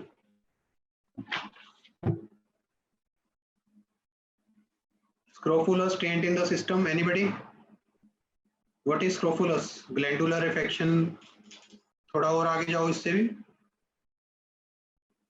If the apoptosis of brain cells, dear, this is not apoptosis of brain cells, we are talking about the apoptosis of cancer cells here. क्योंकि apoptosis of brain cells अगर हो रहा है तो it will be regenerating also, नए cells बन रहे हैं, पुराने मर रहे हैं. This is a normal physiology, this is normal system of our body, right? Scrofulous is basically related to the lymphatic system, related to the glandular system, related to the tubercular diathesis, right?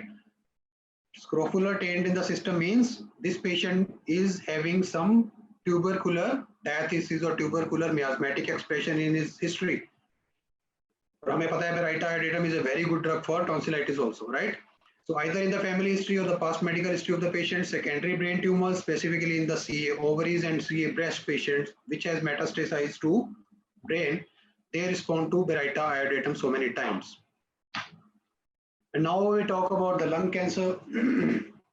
So now I will discuss only medicines. I will not go for these materia medica or the in vitro studies. Lepis albus is there. Berita iodatum generally we use in trituration 1x, 2x, 3x, up to 6x, 12x. Then you can shift to 3C, 6C, but not in hypotensis. Lepis albus is a drug, cobaltum is a drug, arsenic iodatum is the drug, conium maculatum is the drug for lung cancer. If we talk about the CA prostate, Thuja is the drug, conium maculatum. Copaiba is a drug, very wonderful drug for CA prostate. Chimaphila, we all know it is a very wonderful specific drug for CA prostate. CA pancreas, cadmium iodatum, Calcarea arsenicosum, Cyanothus, arsenic album is for CA pancreas. Now comes the terminal cancer care drugs. This is very important. ये सबको पता होना चाहिए because आपके surrounding में भी कोई ना कोई ऐसा डेफिनेटली आप देखते होगे रूटीन में that this patient is having end of life. Doctors ने बोल दिया घर पे लेके जाओ और सेवा करो, right?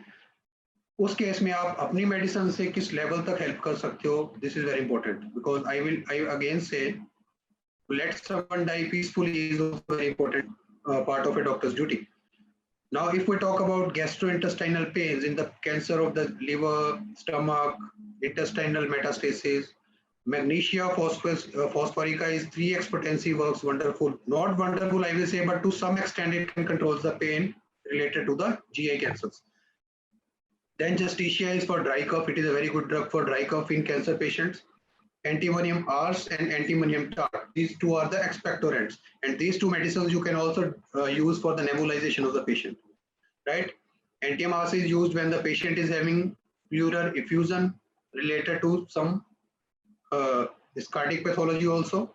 Anti-TART is some pleural effusion related to the lung pathology. Then Echinacea Q is for topical application for the wounds. So many times you see that the patient's wound goes open in the later stages of the disease.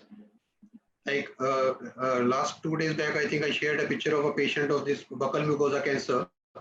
उसका जो wound है वहाँ पे fistula बन के वो open हो रहा था, प्लियोमॉर्फिक एडिनोमा और पैरोटिड ऑफ बक्कल म्यूकोसा। यहाँ पे क्या होता है कि चक्कम खुल जाता है, आपने देखा होगा कि बार चक्कम ओपन हो जाता है, यहाँ से पेशेंट का वुंड ओपन हो जाता है और वहाँ पे रिपीटेड इन्फेक्शन हो रहे हैं, तो उसके लिए आपको कुछ ना कुछ टॉपिकली लोकल एप्लीकेशन भी यूज करना पड़ेगा। And echinacea is much better than calendula over there. Pyrogenium 200 is a very good drug in fever. Leukaemia blood cancer के केसेस में रिकरेंट फीवर रहता है पेशेंट्स को, उस केस में आपको फीवर के लिए pyrogenium will help. Euphorbinum is drug for lymphoma pains, non Hodgkin lymphoma. Hodgkin lymphoma इतना बड़ा पेशेंट का ट्यूमर हो चुका है, इट इज नॉट ट्रीटेबल, उस केस में आप पेशेंट को यूफोर्बिनम दे सकते हो। Mild nitrosum is used in inhalation, we all know. It is also good drug for severe pain, but it has very short effect. अगर पेशेंट अभी inhale कर रहा है मेडिसिन को, the effect will make you can say not more than 1 hour और 1.5 hour, तो उसको repeatedly भी उसको दे सकते हो depending on the clinical situation. Protalus auridus is a good drug. We all know it is a very wonderful drug for platelets. Thrombocytopenia is a very common finding in chemotherapy patients, in leukemia cases. Those cases में platelets को बढ़ाने के लिए you can use Protalus auridus, right? So now if we talk about the cancer cases, we will discuss 3 or 4 cases today. First case is CA tongue stage 3. And this case came to me after chemotherapy and radiotherapy. Patient को already treat किया जा चुका था and the cancer has came back. This was 57 years old patient who was treated for CA tongue. And after just 23 days of 6 cycles of chemotherapy following 36 rounds of radiotherapy, और 23 दिन के बाद patient की जीभ के ऊपर दोबारा से अल्सर हुआ and that came out to be CA tongue. See, this is how allopathic system sometimes fails in managing the cancer cases, and this is why we talk that this is a generalized disease, not a localized disease. Systemic disease, इसीलिए हमने initial starting में बोला था इसको, as per Dr. Harriman's view. So intent of treatment was clear because age was less than 60. There were no metastasis, lymph nodal metastasis था, but still it was doubtful. But still, if we talk that it was lymph nodal metastasis was also there, तो भी हमने curative intent ही शुरू किया rather than palliative. The patient was scanned on 11th of this September 2015. There was irregular lesion of 3.9, 3.7, 1.7 centimeter at the anterolateral margin extending to the sublingual space, and lymph nodal involvement was there, but that was given a question mark in PET scan because SUV uptake of the lymph node was very limited. So that was doubtful कि ये lymph node में metastasis हुआ है या नहीं हुआ, but still I considered that it is metastasized to lymph nodes also. This is the PET scan film of the patient before treatment. Before I started the treatment, you can see this in the left image. The PET scan image is there. Right one is the picture of the patient's tongue. I talked about the serous lesion. I told you कैसा होता है. See, the irregular margins are there. Deep. You can say there is a deep fridge over there. Patient की जो tongue है, you can see there is a white layer. Margins are irregular. There is redness around the margins, and there are impressions of the teeth also on the. If you zoom it, I cannot zoom it right now, but if you zoom this image, you will see there are impressions of the teeth over the lesion. This was the primary side they mentioned in their PET scan. You can easily see the this part. I will say the operator to please mark this primary part. Just yeah, this one you can see this. This is the PET scan report. This is the sugar uptake value. We all know PET scan में क्या होता है. Sugar uptake value देखते हैं, जो highlighted region होता है that is cancerous, right? Now after treatment, you can see this patient was given just 3 months treatment. After treatment, this patient was having another PET scan. Now you can see this patient is having this. Yeah. Now. There is no sugar uptake value.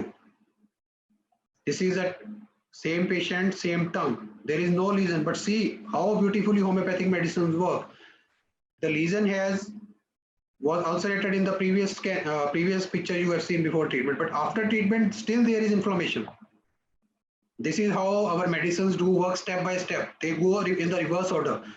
Inflammation is still there. Now it is looking like this patient को simply एक inflamed tongue है. Otherwise it is, there is no lesion, there is no serous formation, there is no ulcer.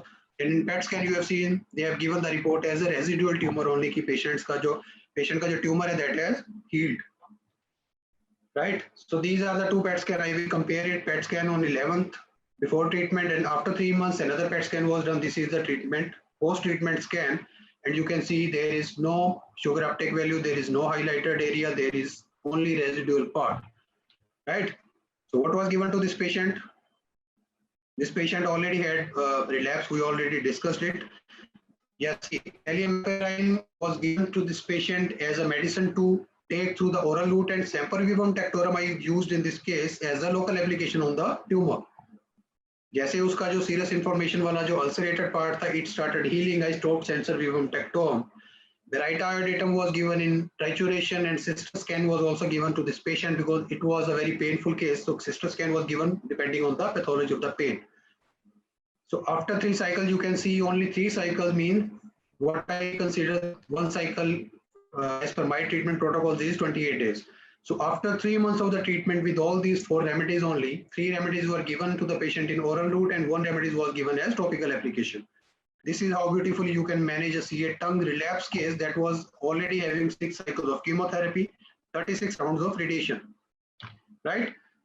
So second case, we will discuss the DLBCL, that is diffuse large B-cell lymphoma. And this was also a very disturbing case because this patient was a refractory relapse. Refractory relapse means the patient was already treated, patient went into the remission, then patient again relapsed, and that was refractory to the treatment. Allopathic medicines काम ही नहीं कर रही थी इस case में.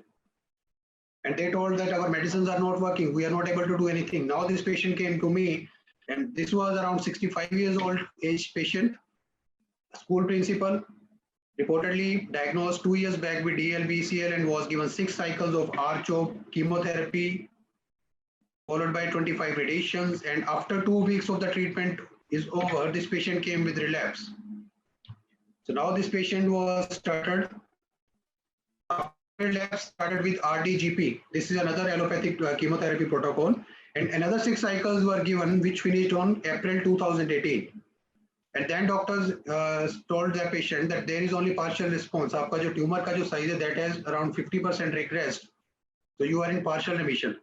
And now looking at the partial remission in metabolic active disease, he was advised कि आप bone marrow transplant करवा लो, otherwise you are not able to survive more than 6 to 8 months. So now what came out to be in his PET scan on 20th of June, and this was done in AIIMS. Left axillary lymph nodes were there, multiple lymph nodes were there, because we all know that this B-cell lymphoma, abdominal lymph nodes enlarged, even bilateral intramuscular plane of gluteus muscle had multiple masses. Paraspinal lesion was also there, involved an 8.3 centimeter into 4.9 centimeter tumor was in the paraspinal back patient. Now important was recurrent disease, and that was not responding to the chemotherapy. This is the PET scan report of the AIIMS. That I already interpreted, right? This is just to show the evidence-based medicine कि आप देख रहे हो कि जो reports हम discuss कर रहे हैं, these are before and these are after treatment. Now, as patient had second relapse, so what we started, we had to do something extra to this patient, because अगर आप एकदम से उस patient को कोई ऐसी medicine दे रहे हो जिससे उसको उसका जो vital system है that comes out to throw it out, तो उससे इस patient में condition ज़्यादा worse हो सकती है. So I already discussed in the CLL case. So now intent of treatment was palliative, because we all know this patient ने already कितना कुछ करवा लिया है. 6 cycles of chemo, then again 6 cycles of chemo, then 25 radiation, then again the tumor is still in remission, in partial remission. Now this patient was told that you will be given a treatment जिससे इस बीमारी को काफी हद तक हम control कर लेंगे, but we will not be able to cure it. This is what I was talking कि आप patient को intent of treatment clear करोगे. So carcinosinum 1M was given on day 1, because this patient is very much susceptible to the, you can see the treatment, post-treatment history, that कैसे उस patient को यहाँ तक लेके आए हो. And there was a family history also. Skirinum 200 was given to this patient, and that was given on odd days. Cornea maculatum was given to this patient on even days. एक दिन आप स्किरिनम दे रहे हो, दूसरे दिन आप उस पेशेंट को कोनिया मैकुलेटम दे रहे हो. Now after treatment, I think around 3 months treatment, this patient was again asked for the post-treatment scan, and that was also done in the AIIMS. Left axillary lymph nodes were still enlarged, but there was complete metabolic resolution. Complete metabolic resolution means कि इस patient की lymph nodes में enlargement है, but this patient is not having the sugar uptake value. That means it is not cancerous now. This is how homeopathic medicines can work. Now multiple abdominal lymph nodes were there, they were also enlarged, but still again they were having complete metabolic resolution. Paraspinal mass was there. It has reduced from 8 centimeter to around 4 centimeter. This is how it is working. So now this patient was termed कि आप partial remission में चले गए हो, and that too with homeopathic medicines only. The doctors in AIIMS have written in their PET scan near to complete remission. I termed it partial remission, but still, as per their opinion, it was near to complete remission. That too in only 4 months of homeopathic treatment. And after that, also this patient was given on. Still, this patient is on my treatment. No other PET scan was done. There is no lymph node. Clinical lymph node is there. There are no palpable masses there. And this patient is living peacefully, just only a maintenance of 2 remedies, conium and scarinum. So next case is chronic lymphocytic leukemia, stage 2, and this patient was diagnosed at my clinic. This patient was treated at my clinic. Nothing, no other intervention was taken. This patient has started treatment with me and ended treatment with me. So this was a 64 years old female patient. Yeah, abdominal pain was there on left subphrenic region. Profuse night sweating was there. Bloating was there after meals. That lasted for 8 months, and she was on painkillers without any diagnosis, and diagnosis was not made. She was on treatment under a general physician, and he was not able to diagnose कि आपको क्या हो रहा है. On examination, spleen was palpable 2 centimeter below the left costal margin.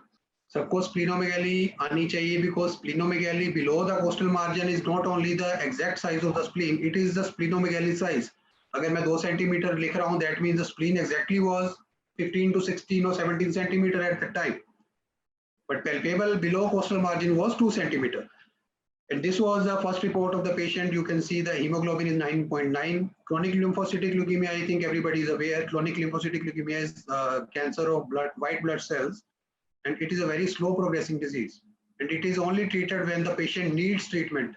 Otherwise, most of the patients are being kept on just wait and watch. In March, it was done, and TLC count was 1,99,300. Lymphocyte count was 95%. This is short case of B-cell lymphocytic leukemia. B. B in lymphocytic leukemia means the patient is having B symptoms. These symptoms mean profuse sweating is there, night sweats, what we call, dyspnea can be there, abdominal bloating can be there. These are the B-cell symptoms, B symptoms. Now, if we talk about the chest abdomen CT scan of this patient was done, and you can see multiple lymph nodes up to 20 into 18 mm size enlarged in pretracheal, paratracheal, precranial, subcranial, bilateral, hilar, सारी जगह पे आप देख सकते हो lymph nodes were there, portal lymph nodes were enlarged, liver was 14, spleen was 13, and palpable skin was more than 2 centimeter below the costal margin, right? The patient was advised either bone marrow or fish CLL panel. बोला गया patient को immunohistochemistry is a definite genetic phenotyping test for this CLL, but patient refused, and treatment was requested on the basis of the current data, right? The patient was given treatment. I gave him the carcinosin 200 stat dose. Family history was there. Natrum RS is a drug for leukemia. We all know it. 6C was given. This patient had a very marked history of natrum component in her past life. And I was very sure if she is having natrum component, natrum RS is a wonderful drug. Cyanothus was given for as per the splenic affections. Berita iodatum was given once in a month, only 1 dose as an intercurrent remedy. That was given for the lymphatic enlargement affections, right? Macphos was given for SOS for pain. And after 10 months of treatment, I am directly showing the last report of this patient. You can see HP is 14.1. TLC, which was around 2 lakh at that time, is now 7,860. Lymphocyte percentage is 17%, and neutrophil percentage is now 79%. Neutrophils are now above their limits, 79. So you can see how the body is reacting to the treatment. Platelet count is also no clinically palpable lymph nodes or no clinically palpable spleen was there. Now this patient is already in complete remission. We can say this patient is cured. And after every 6 months, this patient is having repeatedly scans, and she is still coming out with normal reports. And she is not taking any treatment right now. So this is the last case we will discuss today. That is the end of life care. This was stage 4 case that came to me, and the patient was given around 2 or 3 months to live. And how we could let the patient prolong the life and how we could let her die peacefully can be seen in this case. This was 74 years old female patient. She was diagnosed with breast cancer. That was IDC, breast biopsy was confirmed IDC, that is invasive ductal carcinoma of breast, right? And lymph nodal metastasis was there. Since 3 years, 3 साल से वो कुछ Ayurvedic treatments and some homeopathic treatment was also taken from some other doctor. And now there was no relief. Then they came to me, and on examination there were palpable lymph nodes from the cervical region, from the axillary region with basal grafts in the left lung, lower level, which was clear-cut indication that metastasis had now progressed to the lungs. So now what to do?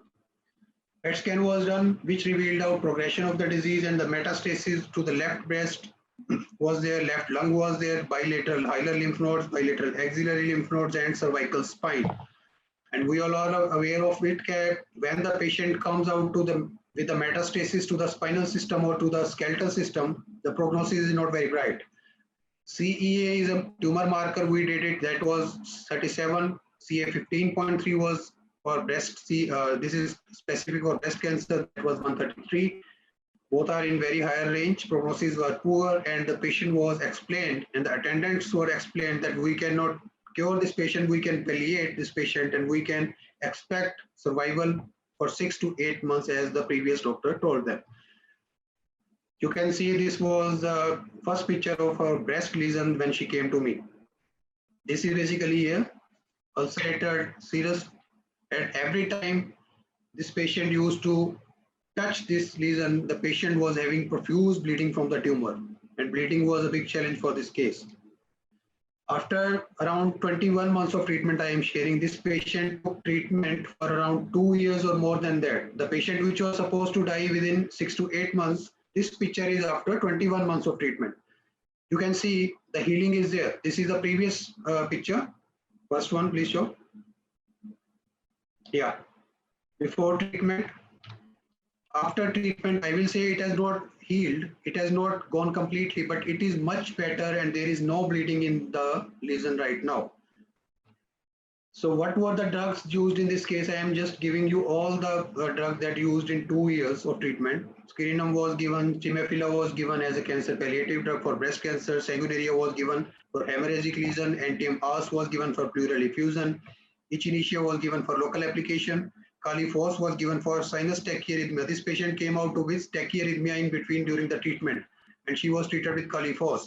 Arsenicum album was given at the last dying moments, because arsenicum album basically is termed as euthanasia in homeopathic materia medica, specifically in cancer cases, right? Amide nitrosum was given from time to time for the inhalation for the pains.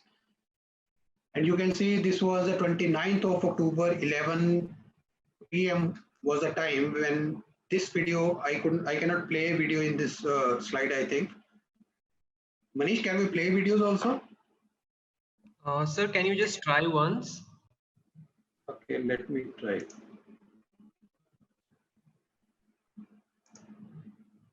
Yeah, can you see? Yes, sir. Yeah, Yes. you can see. See this patient, this is the patient on 29th of October 2018. 11 p.m. her son sent me a message on WhatsApp that, doctor, my mother is not feeling right now. She is not feeling well. I asked him to send a video to me that should so that I could evaluate that what is happening, because we were expecting that the end time is near for this patient. And she talked to me in the video. If you could listen to the sound, I think sound is not audible. This patient told in the video, doctor, I am okay. After 2 years of treatment, this is the video. The patient told me, doctor, I am okay. And this patient died on the next morning. You can see the WhatsApp screenshot I have also shared in this part. She told me, I think the time is 10:52 a.m. Yeah, after 12 hours, this patient's son messaged me, doctor, some mother is no more. And I replied, condolences, she was real fighter, wish her soul rest in peace. Sorry, couldn't fight for her against destiny. See, the patient which was supposed to die after 6 to 8 months, prognosis was very poor in this case, and this patient could survive for 2 years. And the morning she died, that night only, she was talking in this video. We can see that she is very sick. We are expecting that she will not survive more than 24 to 48 hours. But still, the patient told me in the video that, doctor, I am fine. This is how the homeopathic medicines can manage such cases in palliative treatment also. To let the patient die peacefully is very big challenge. It is a very big challenge, I will say. To treat a patient in stage 2, stage 3 is a very easy task, rather than if we compare it with the stage 4 patient, if we compare it the patient who is at the end of life, that we call the terminal cases, right? So this is how you can manage with so many wonderful drugs I shared with you. So purpose of treatment in this case was to let her die peacefully and to prolong her life, and we were successful in that. And for that family, that nothing much more was expected, and they were very, I will not say that they were happy, but yeah, they were satisfied that yes, what we planned we could achieve. And our mothers stayed with us for 2 years, rather than she was expected to die after 6 to 8 months, and she was there for 2 years, right? So this is a big thing, because if we are talking about a patient, there are no emotions, then we cannot understand what was the emotions behind this thing. Because so many times I talk about, if a patient's attendant message you that her mother died, or if a patient's attendant message you thank you after the patient died, this means that you are able to give justice to the treatment, right? So many times when the patient leaves this world, nobody cares that who was the doctor, nobody talks to you. They have a grudge with you that this doctor could not save my life, my mother, my relative, right? But when the patient's attendant or the patient's family message you or inform you that yes, my mother died, so many times I get messages with the patients. Last week also there was a patient from Pune. She died. Within 1 month of the treatment, she died. Rather, I was expecting that she will survive at least 2 to 3 months, right? But this patient died within 1 month of the treatment. And she died so peacefully that one day she was sitting on the chair and she had a cardiac arrest. And you can't imagine that they were expecting that this patient was having pleural effusion, she was having ascites, she was having brain metastasis, she was having lung metastasis, and she died due to cardiac arrest, and that was very peacefully lying on the chair. And they messaged me, doctor, thank you that our mother could not lie on the bed at the end time of her life. And she died very peacefully, and she died talking to us. So this is also part of management. We are not supposed to always save a patient, because there are limitations. Every time you cannot save a patient. There are limitations of the system. There are limitations of the medicine part. But when you let the patient die peacefully, that is a very big challenge, and that is a very satisfactory part also on your end, right? So thank you guys. Thank you for listening. Now anybody who want to ask any questions, we can take it for 10 minutes because we are already late on this. Yes, sir. For last 10 minutes, we can go for question answer session. Yeah, Manish, I will suggest that you can unmute all, so that they could take questions on the audio also. That Okay, will be better. Yeah. If anybody has any questions, they can put in the chat box, so they can just raise their hand so that I can unmute them and directly they can ask the questions with sir.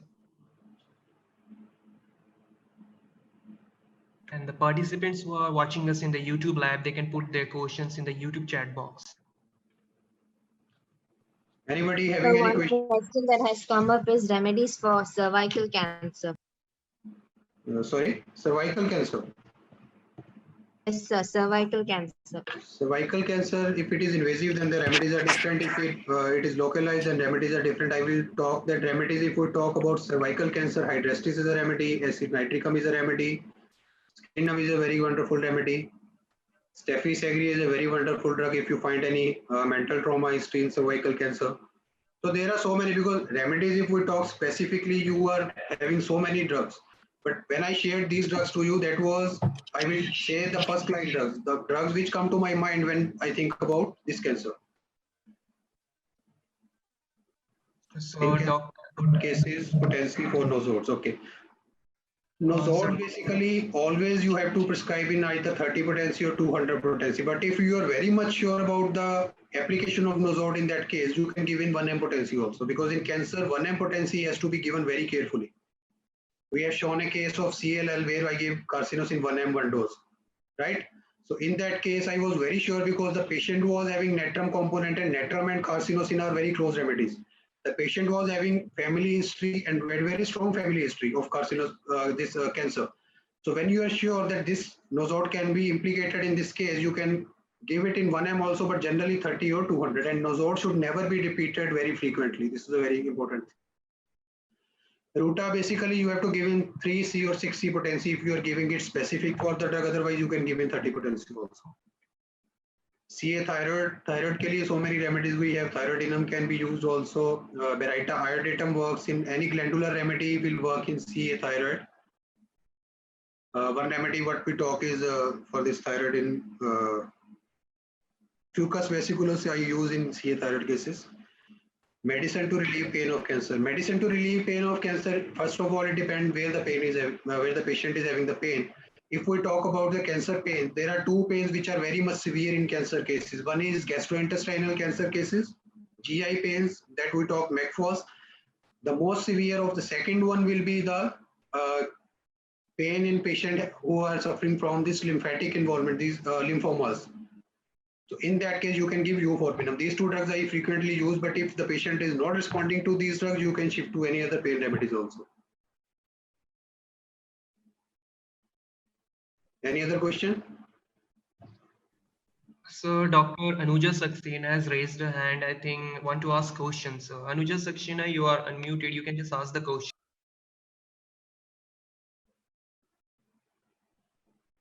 Yeah, please.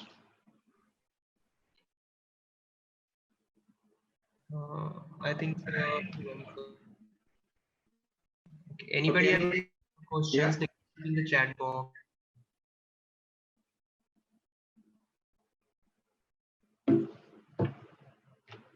Nobody? Carcinosin can be given as preventive after chemotherapy. Can cancer be treatable? Yeah, after chemotherapy, we can treat the cancer, but the immunity, the vital system of the patient will be at such lower level that you have to start from the pathological drugs or targeted drugs that we discussed. Chelidonium potency. Chelidonium generally is given in mother tincture, that or 30C potency. Sir, mentals are important for treating cancer. Yeah, mentals are important because if you are having a very strong history of a patient who is suffering from cancer and there is a very strong history and you are very much sure that this was the etiology that this patient is suffering from cancer now, then you can think about that drug also. Like Stefisagria, Netramure, this carcinosin, sulfur, right? Experience for oral cancer.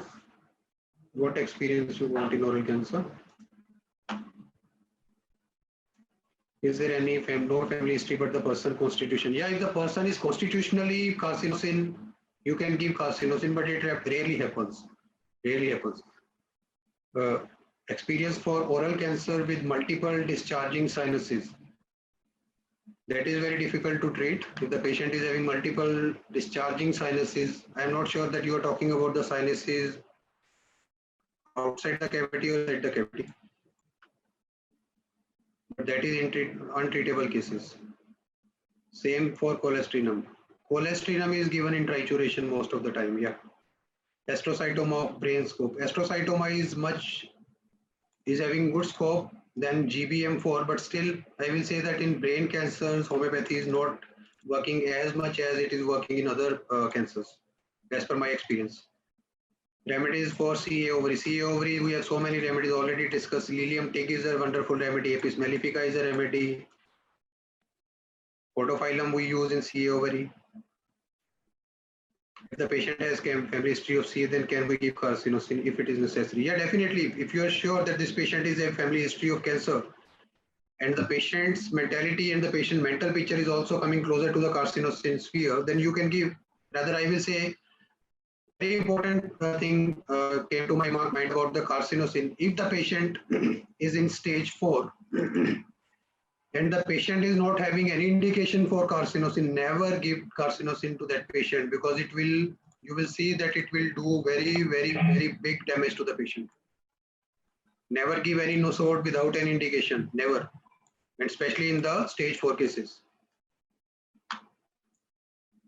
Okay, anybody else? Doses of carcinosin with family history of cancer. Nosodes are generally given only single dose. Rarely you have to repeat, because nosodes are basically related to the diathesis part, to the predisposition part. And to nullify the effect of the miasmatic expression in the patient, you give this medicine. And only single dose can do. If it's going to work, then single dose will work. Have you tried autonosode? No, I never tried it, because autonosodes, you are not, ethically it is not correct to do. What about multiple myeloma? Multiple myeloma is also very difficult to treat. You can manage it to some extent, but I will say that allopathy is having good treatment for multiple myeloma than our system. Which medicine used for reducing the size of uterine fibroid? There are so many remedies. We cannot say one remedy. There is hydrestis is there, and phytolactic also works in uterine fibroid. But fibroid is a benign condition, so better I will suggest you that go for the constitutional approach first, because the patients, if start coming with the initial findings in the fibroids, you can treat easily. Prognosis of osteosarcoma. Osteosarcoma, if it is being found in initial stages, it is localized and progressive metastasis and not happened, you can easily treat it. Osteosarcoma, a wonderful drug we have, Hecla lava, we all know it, in trituration. Totopathic chemotherapy, what it is, I don't know about it.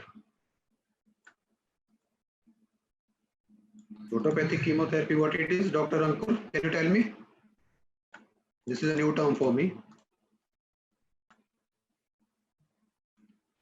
Dr. Ankur, Manish, Dr. Ankur को थोड़ा वो करोगे आप? Yes, sir. Yes. I think something new to learn. Dr. Ankur Sama, we have unmuted you. You can just talk to sir. In France, Dr. Lynn-Gional Bagot uses totopathic chemotherapy drugs for cancer treatment. Like if a patient is taking cisplatin with chemotherapy, then he uses cisplatin 6, likewise bleomycin. So many medicines are there. Paclitaxel 6. That is basically homeopathic preparation, na? Yeah, So but have we you will not, such experience, sir? Yeah. Dr. Nirmal Sarkar in Calcutta also uses so many drugs like that. So these are the drugs I always doubt, because see, if a patient is being given cisplatin for chemotherapy, and you are giving something opposite to it, if you are preparing cisplatin from chemotherapy drug and that in dilution, then we all know that the work, homeopathic medicines do work like this and allopathic medicines do work like this. How it will work, I'm not sure about it, but yes, so many doctors are using it.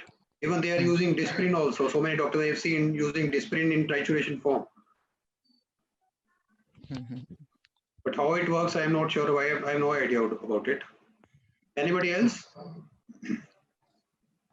Sir, I think questions will be keep coming, sir, and we are already out of time, sir. Yeah, right. Okay, so Manish, I think we should stop now. It's already 15 minutes above the time. Yes, sir, we can. I like to hand over Feba for the vote of thanks. So over to you, Feba. Yeah, I just want to thank you, the team of this Alva Medical College. I have seen, I think this is the first concept in our country that students are organizing CMAs. This is a very wonderful concept, I will say, and I congratulate all of you guys, Manish especially, and all the teammates who are working with him. And I will say that if the young generation and young guns of homeopathy are doing this much efforts to learn, then the future of homeopathy is really going to be very bright. Thank you for all. Thank you, sir. On behalf of Alvarez Homeopathic Medical College, I take this opportunity to extend our heartfelt gratitude to Dr. Manpreet Singh Bindra for taking time out of his busy schedule and imparting your knowledge and expertise in the field of homeopathy. Sir, you have not only provided us with clinical tips, but also inculcated today in us the importance of being a good and a sincere homeopathic physician with right judgment. I also take this opportunity to thank all our enthusiastic attendees for the last 13 session of these webinar IDs.